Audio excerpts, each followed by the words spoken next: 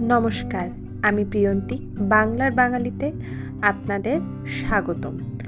আজকে আপনাদের সাথে বাংলার অত্যন্ত প্রাচীন ও সুস্বাদু একটি খাবার তালখি এই রেসিপিটি দেখাবো। তো চলুন দেখে নিই। আসুন, এখানে দুধ রয়েছে পরিমাণ মতো, তাল রয়েছে, কাঁচা তাল অবশ্যই, আর রয়েছে কিশমিশ, কাঠবাদাম, পেস্তা বাদাম, কাজু বাদাম এবং পরিমাণ মতো চিনি।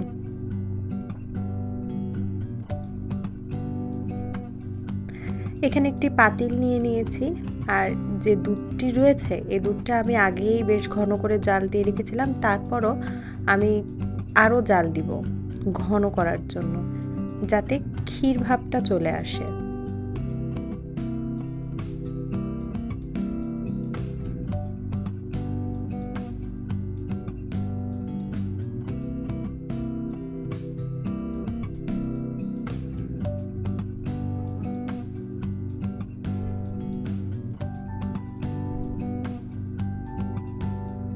এবার আমরা কিছুটা সময় অপেক্ষা করব দুধের ফুটাও পর্যন্ত। এই দেখুন ফুটে এসছে দুধটি।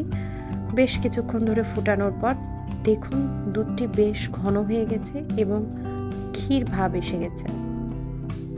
এবার দুধের মধ্যে তাল মিশাবো। কাঁচা তালটি পরিমাণ মতো আপনারা দিবেন, মিশিয়ে দেখেন তাল আর দুধটা যদি পাতলা হয় তাহলে পুরো তালটিই দিয়ে দিবেন। আমি যেমন এখানে পুরো তাল দিয়ে দিয়েছি। দেখুন আমি মিশিয়ে নিলাম আগে ভালোভাবে কিছুটা তাল নিয়ে, তারপর কালারটা আমার এরকম এসছে এবং দেখুন বেশ পাতলা, তাই আমি পুরো তালটাই এবার নিয়ে নেব।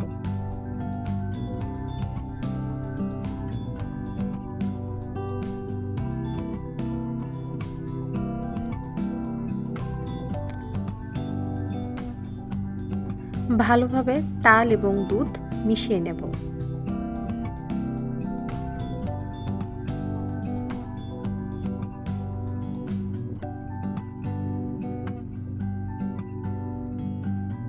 তাল ও দুধ বেশ ঘন হয়ে আসা পর্যন্ত আমাদের অপেক্ষা করতে হবে।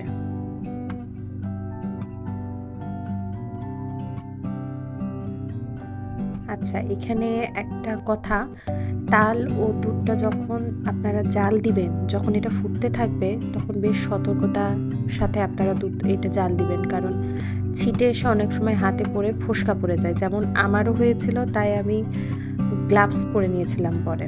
দেখুন তাল আর দুধটি ঘন হয়ে গেছে এবং এটা কত ফুটছে, ফুটে ফুটে ছিটে এসে পড়ছে।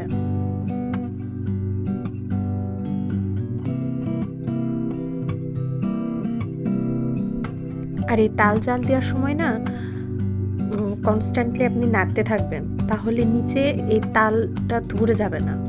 তলায় ধরে গেলে একটা পোড়া পোড়া স্মেল আসে।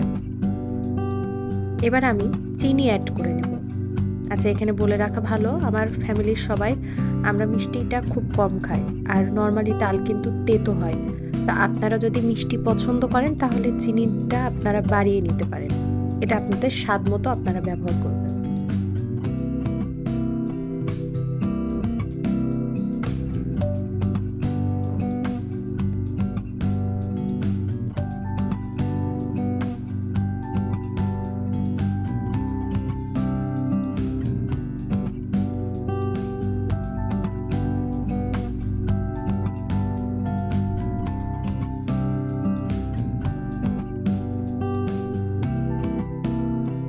এই দেখুন তালটা কত ঘন হয়ে এসছে। এবার আর তালের গরমটা নিতে পারিনি, তাই গ্লাভস পরে চলে এসেছি। খুব দ্রুত নাড়তে হবে, কারণ তাল আর দুধ অনেক ঘন হয়ে গেছে। এটা শুকানোর জন্য খুব দ্রুত নাড়তে হবে। এই দেখুন আমার প্রায় তৈরি হয়ে এসছে তাল ক্ষীর।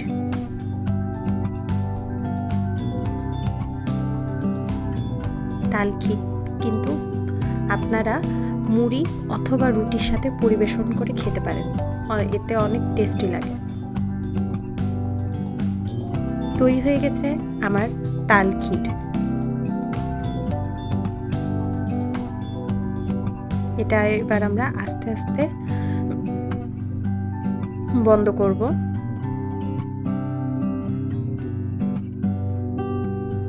দেখেন কতটা ফুটেছে এবং কত ঘন হয়েছে, আশপাশে একদম ছিটে পড়েছে। তৈরি হয়ে গেল আমার তাল ক্ষীর। ভালো লাগলে অবশ্যই পাশে থাকবেন, আমার চ্যানেলটি সাবস্ক্রাইব করবেন, ফলো দিয়ে একটা ছোট্ট শেয়ার দিয়ে দিবেন।